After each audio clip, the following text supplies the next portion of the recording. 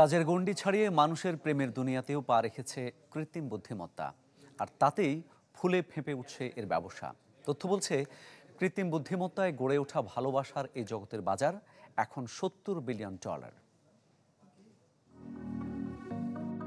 অবিশ্বাস্য হলেও সত্যি, পড়াশোনা এবং কাজের গণ্ডিকে ছাড়িয়ে কৃত্রিম বুদ্ধিমত্তার বিচরণ এখন মানুষের আবেগের জগতেও।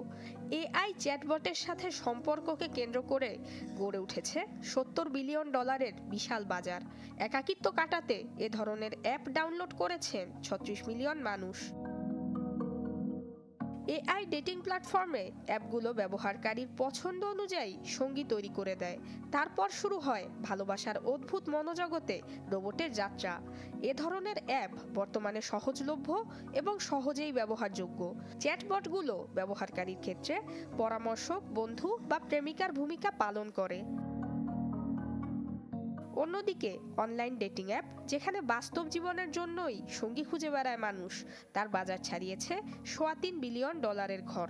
গবেষণা প্রতিষ্ঠান স্ট্যাটিস্টা বলছে, 2.2% প্রবৃদ্ধি হারে 2029 সাল নাগাদই বাজার পৌঁছবে $4.5 বিলিয়নে। নুসরাত মৌমি, চ্যানেল 24।